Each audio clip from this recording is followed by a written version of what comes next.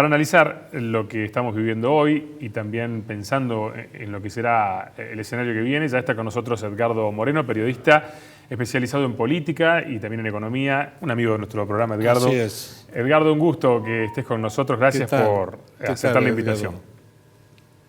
No, al contrario, muchas gracias a ustedes por la invitación. ¿Cómo estás, Ariel, Roberto? Gusto de saludarlos. Igualmente. Bueno, Edgardo, semana difícil, también difícil tratar de sacar conclusiones, ¿no? Sin dudas, venimos de unas últimas horas en las cuales inclusive surgieron rumores en torno a una potencial renuncia del presidente, una incertidumbre que también se trasladó, por supuesto, a los mercados, al escenario que estamos viviendo. ¿Qué lectura haces de lo que ha pasado en estos días desde el punto de vista político y económico y el impacto que está teniendo?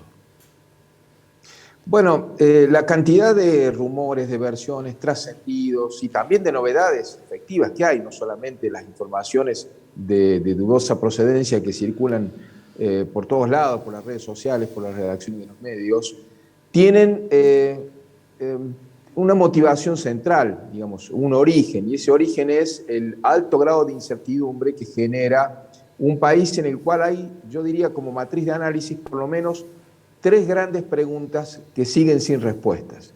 Una de esas preguntas es del ámbito político, otra del ámbito económico y otra del ámbito social. La pregunta del ámbito político que sigue sin respuesta es ¿quién gobierna?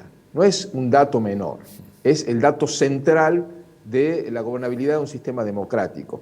Y ustedes me dirán, bueno, pero eso está más o menos claro, digamos, gobierna desde el punto de vista de los partidos una coalición que se llama Frente de Todos, gobierna el presidente de la Nación, gobierna desde su poder de acoso, derribo y veto la vicepresidenta de la Nación, Cristina Kirchner. Pero en realidad lo que se ha producido desde la renuncia de Martín Guzmán en adelante, el reemplazo por Silvina Batakis, es otro nuevo desbalance en el esquema de poder, cada vez acrecentando la masa crítica que tiene Cristina dentro del gobierno y dejando en una situación de debilidad prácticamente extrema al presidente Alberto Fernández, incluso a otros aliados del gobierno de menor incidencia en la ecuación general de poder, como Sergio Massa, presidente de la Cámara de Diputados, o la Liga de Gobernadores, o los referentes de las corporaciones sindicales o de las organizaciones sociales que administran los planes de asistencia estatal. Ese desequilibrio, esa asimetría que ha quedado tan marcada entre Cristina y Alberto Fernández y el resto, hace que la duda de quién gobierna sea más potente todavía.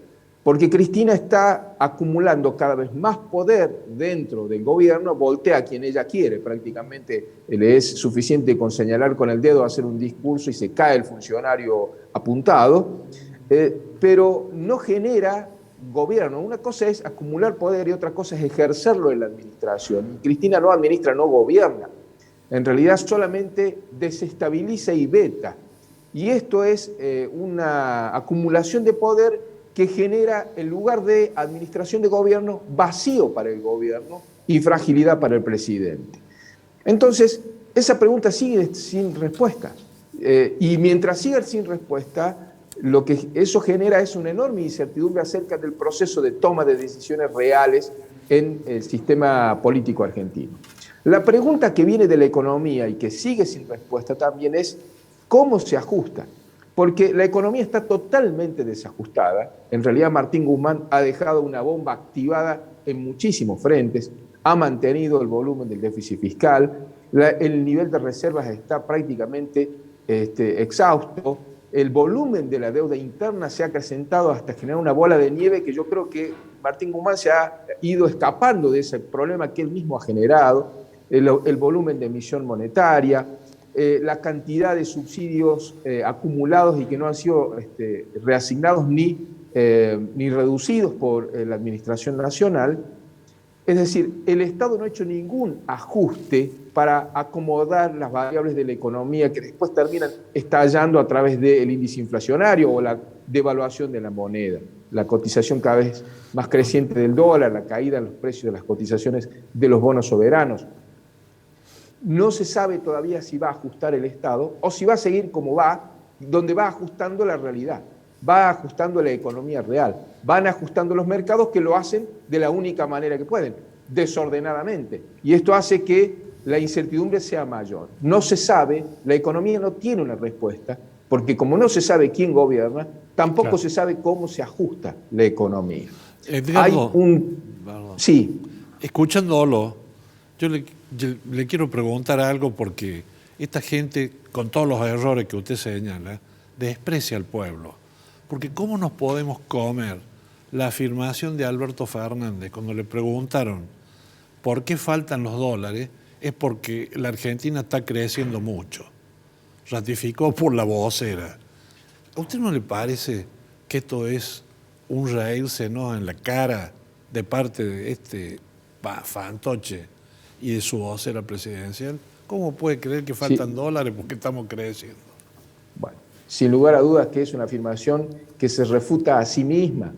Es absolutamente insustancial, insostenible, porque la única respuesta posible a eso es, bueno, dejemos de crecer para que haya dólares, digamos, eso sería, crezcamos menos, achiquémonos, tengamos menos, hagamos una economía más chica para darle solución al problema. O sea, como la única respuesta a ese razonamiento del presidente es una reducción al absurdo, está claro, digamos, que el argumento en sí mismo es insustancial, es inconsistente. Es muy cierta la aseveración que usted hace. Pero bueno, sin un esquema político resuelto para el gobierno, sin una definición acerca de cómo se ajusta la economía, el gobierno, recordémoslo, por una decisión del presidente y por una opción del exministro Guzmán, y también acompañado por la vicepresidenta, ya lleva más de 2 años sin un plan económico. Y la única vez que tuvo algo parecido a un plan económico es en los lineamientos que les proveyó el Fondo Monetario para poder cerrar el acuerdo de renegociación de la deuda con ellos. Es decir, y además esos mismos lineamientos son incumplidos por la Argentina, se están haciendo argucias contables para poder dar solución a los requerimientos de acumulación de reservas, por ejemplo, que ya vimos, cepo a las importaciones de una manera feroz, con eso acumularon reservas como para poder cerrar el balance y entregarle la planilla al fondo, pero al rato tienen que estar vendiendo porque el dólar se les escapa de vuelta debido a la enorme cantidad de excedente monetario que hay en la plaza. En fin, no hay una respuesta acerca de cómo el gobierno tiene un plan para salir económicamente de esto. Y la tercera pregunta, que sigue sin respuesta y que no es menor, es ¿hasta dónde aguanta el clima social este desbarajuste político y económico? Eso también genera mucha incertidumbre, porque la población ya está sufriendo efectos de esta crisis a niveles inusitados. Es escasez de combustible, escasez de productos, remarcación indiscriminada de los precios.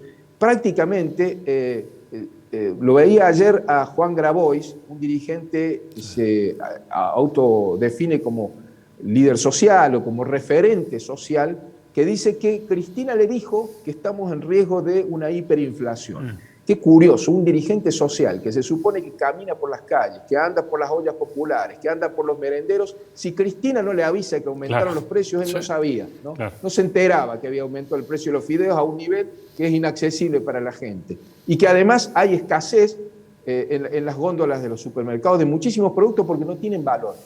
Realmente el fenómeno de la hiperinflación, y esto es sabido porque lo hemos padecido más de una vez en la Argentina, es cuando el esquema de precios relativos se desordena de una manera tan veloz y de tal magnitud que se pierde la noción de valor.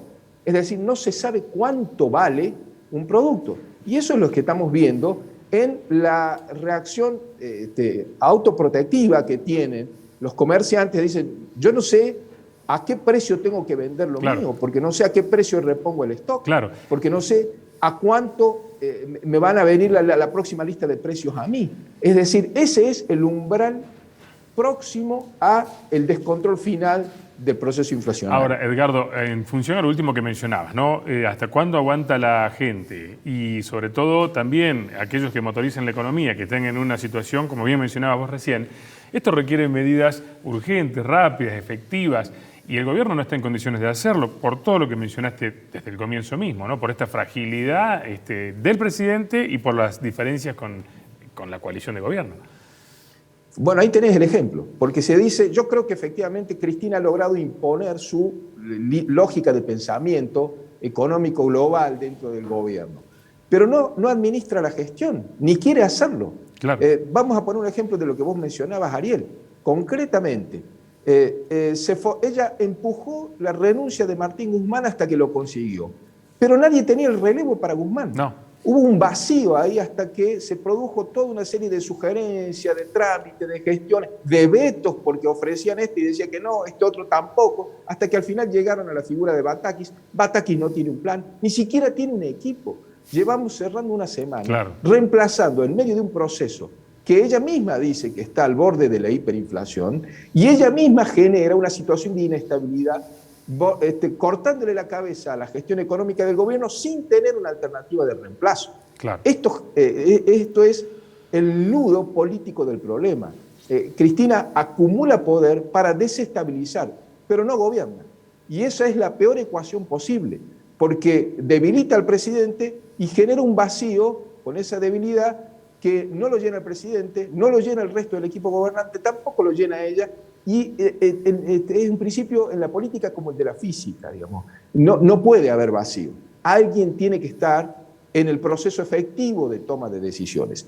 Como eso no se está concretando, como todo se reduce a esperar que la vicepresidenta de otra clase magistral o pretendidamente magistral ante algún auditorio de gente afín, donde haga nominaciones de gran hermano, cuál es el próximo expulsado de la casa, no se sabe si el ministro X o el subsecretario Z, mientras esa escenificación teatral del desgobierno sea la respuesta a la principal pregunta que decíamos del orden político, ¿quién gobierna? ¿Quién ejerce el poder? ¿Quién administra?